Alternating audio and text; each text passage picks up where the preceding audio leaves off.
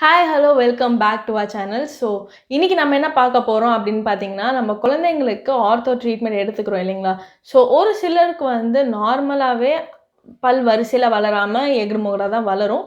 அது வந்து நம்ம ஓரமாக வச்சிடலாம். பட் ஒரு சிலது வந்து நம்ம பண்ணுற தப்புனால அவங்களுக்கு பல் வரிசை மாறுது அப்படின்னா நம்மளால் அதை ஏற்றுக்க முடியுங்களா? இல்லை இல்லைங்களா? ஸோ நம்மளால் அதை ப்ரிவென்ட் பண்ண முடியும் அப்படின்னா நம்ம அதை ப்ரிவென்ட் பண்ணிக்கலாம். அண்ட் அது நம்ம செய்கிற தப்புனால அப்படின்னா கண்டிப்பாக நம்ம யோசிக்கணும் இல்லைங்களா? ஸோ அதை பற்றி தான் இந்த வீடியோவில் நம்ம டிஸ்கஸ் பண்ண போகிறோம். வாங்க பார்க்கலாம்.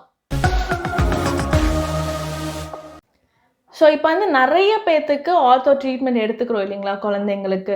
ஸோ அது எதனால் அப்படின்னு பார்த்தீங்கன்னா, பாதி வந்துட்டு நார்மலாக அவங்க வளரும் போதே எகிறு முகடாக தான் வளரும்.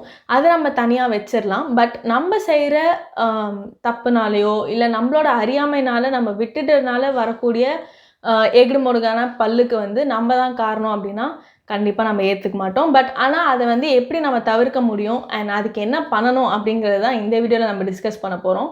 மெயினாக குழந்தைங்களுக்கு என்ன அப்படின்னு பார்த்தீங்கன்னா, சொத்தப்பல் வருது அப்படின்னா நம்மளுக்கு வந்து நார்மலாக கருப்பாக இருக்கும் போது நம்ம போக மாட்டோம். ஏன்னா குழந்தைங்க வந்து ஒன்று ட்ரீட்மெண்ட் பண்ணிக்க ஒத்துக்க மாட்டாங்க. இன்னொன்று வலி வரல ஏன் போகணும் அப்படிங்கிற ஒரு நெக்லிஜென்ஸ்னால நம்ம விட்டுருவோம். ஸோ வலி வந்துருச்சுன்னா நம்ம வந்து அது எப்படியும் விழுற பல்லு தானே, விழுந்தக்கப்புறம் இன்னொரு புது பல் முளைக்கும்ல அப்படின்னு சொல்லிட்டு நம்ம பல்லை எடுத்துருவோம். ஏன்னா குழந்தைங்க வந்து கோஆப்ரேட் பண்ண மாட்டாங்க அப்படிங்கிற காரணத்தினால. ஆனால் அந்த நம்ம செய்கிற அந்த ஒரு தப்புனால என்ன ஆகும் அப்படின்னு பார்த்தீங்கன்னா, நம்மளோட பற்கள் நேச்சுரல் டூத் வந்து வலி மாறி வேறு இடத்துல முளைக்கும். ஏன் அப்படின்னு பார்த்தீங்கன்னா, நம்மளோட பல்லு முளைக்குது இல்லைங்களா? ஸோ மேலே ஒரு பல் இருக்கும் போது கீழே ஒரு பல் வளரும். ஸோ இந்த பல்லு வளர வளர தான் இது வந்து மேலே இருக்க பல்லை தள்ளிகிட்டே வரும். ஸோ இந்த பல்லுக்கு கைடு மேப் நம்ம வந்து ஒரு இடத்துக்கு போனோம்னா அதுக்கு ஒரு மேப் வேணும் இல்லைங்களா? இப்படி போய் அப்படி சுற்றி அப்படி வரணும் அப்படின்னு. ஸோ அதே மாதிரி தான் இந்த பெர்மனன்ட் பல்லுக்கு வெளியே வர்றதுக்கு மேப் தான் வந்து இந்த மில்க் டூத். ஸோ இந்த மில்க் டூத் இருந்தால் தான் அந்த பெர்மனன்ட் பல் வந்து கரெக்டாக அதோட வழியில் வெளியில் வந்து கரெக்டான வரிசையில் அது அடங்கும். அப்படி இல்லை மேலே இருக்க பல்லை நம்ம எடுத்துட்டோம், அந்த பல்லு வந்து இல்லை மூடிடுச்சு அப்படின்னா அந்த இடத்துல வந்து நம்மளுக்கு வலி இல்லை. ஸோ அது என்ன பண்ணுன்னா, நம்ம எந்த வலி ஈஸியாக இருக்கோ அந்த வழியில் எகிறு முகடா வளர்ந்துடும். ஸோ பெர்மனன்ட் பல்லு எகிறு முகடா வளர்றதுக்கான நம்ம தான் அப்படின்னா இதுதான் ரீசன். ஸோ என்ன பண்ணலாம் அப்படின்னு பார்த்தீங்கன்னா, நம்ம ஒன்று ப்ரஷ் பண்ணுறோம் இல்லைங்களா? குழந்தைங்கள ப்ரஷ் பண்ணும் போதே நம்ம செக் பண்ணணும். ஒன்று அவங்க ஃபுல்லாக ப்ரஷ் பண்ணியிருக்காங்களான்னு செக் பண்ணணும். இன்னொன்று சொத்தப்பல் ஏதாவது இருக்கா அப்படிங்கிறத நம்ம செக் பண்ணணும். ஸோ செக் பண்ணிவிட்டு சப்போஸ் சொத்தப்பல் இருந்தது அப்படின்னா நம்ம வந்து அந்த ஸ்டேஜ்லேயே கூட்டிகிட்டு போனோம் அப்படின்னா it will be just 5 minutes treatment. ஒரு 5 நிமிஷத்தில் பண்ணக்கூடிய ட்ரீட்மெண்ட் தான் அது. ஈஸியாக க்ளீன் பண்ணிவிட்டு அடைச்சி விட்டுருவாங்க.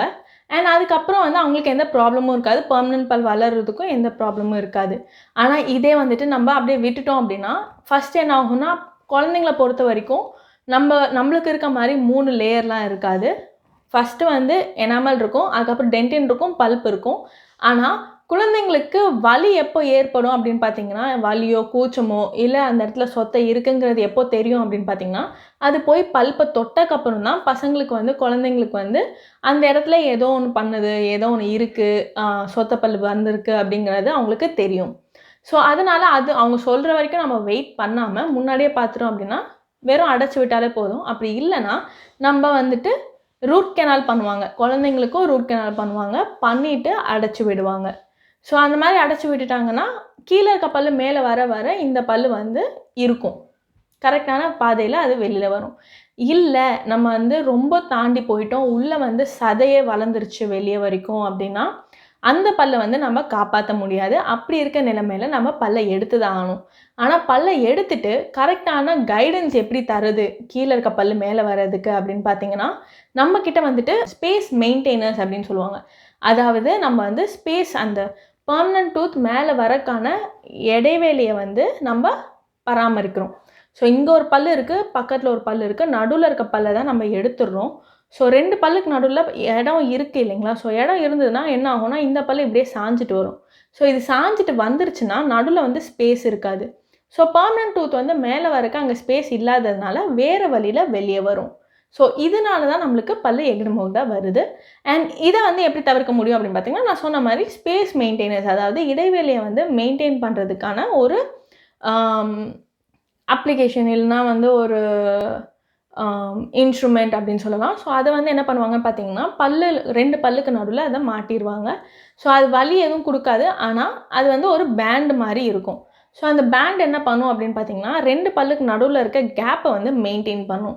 ஸோ அந்த கேப்பை மெயின்டெயின் பண்ணுச்சு அப்படின்னா, கீழே இருக்க பல்லு ஈஸியா வந்து அதே இடத்துல மேலே வந்துரும். அதனால நம்மளுக்கு வரிசையும் வந்து மாறாது. ஸோ இது வந்து நெறைய பேத்துக்கு தெரியாததுனால என்ன ஆகுது அப்படின்னு பார்த்தீங்கன்னா, நம்ம வந்து பல்ல எடுத்துட்டு வந்துர்றோம். ஆனா அது வந்து வேறு வழியில மாறி மாறி வளர்றதுனால நம்மளுக்கு எகுடு முகுடா பல்லு வளர்ந்துருது. ஸோ இதனால என்ன ஏற்படும் பார்த்தீங்கன்னா, எகுடு முகுடு தான் வளருது. அதனால என்ன அப்படின்னு பார்த்தீங்கன்னா, நம்மளுக்கு கடிக்கும்போது கரெக்டான அக்ளூஷன் இருக்கணும். அதாவது மேல் வரிசையும், கீழ் வரிசையும் கரெக்ட்டா சேர்ந்தா தான் நம்மளுக்கு வந்து கடிக்கிறது வந்து நல்லா கடிக்க முடியும். சப்போஸ் அது வந்து முன்ன பின்ன இருக்கு, இல்ல சைடுக்கு சைடு இருக்கு அப்படின்னா, அப்படி இருக்கும்போது நம்ம கடிக்கும்போது ஒண்ணு பல் வலி வரும், இந்த ஜாயிண்ட் வலி வரும். இன்னொன்னு வந்துட்டு நம்மளுக்கு சாப்பாடு சரியா மசியாது. அண்ட் அதே மாரி வந்துட்டு சீக்கிரமா பல்லு வந்து உடைய ஆரம்பிக்கும். ஸோ இதெல்லாம் தவிர்க்கிறதுக்கு தான் வந்துட்டு நம்ம இந்த மாரி அம் ஒரு இன்ஸ்ட்ருமெண்ட் வந்து நம்ம ரெடி பண்ணி போடுறாங்க. ஸோ இந்த அம் ட்ரீட்மெண்ட்லாம் நம்ம பண்ணி நம்ம பற்கள பாதுகாத்துட்டோம் அப்படின்னா, நம்ம வந்து ஆர்த்தோ ட்ரீட்மெண்ட் ஃபியூச்சர்ல ஆர்த்தோ ட்ரீட்மெண்ட் பண்ணாம குழந்தைங்கள வந்து பாதுகாத்துக்கலாம். ஸோ உங்களுக்கு இந்த வீடியோ பிடிச்சிருந்ததுன்னா லைக் பண்ணுங்க, ஷேர் பண்ணுங்க அண்ட் மறக்காம இந்த சேனலுக்கு சப்ஸ்கிரைப் பண்ணுங்க. இன்னும் நிறைய வீடியோஸ் உங்களுக்காக காத்துட்ருக்கு.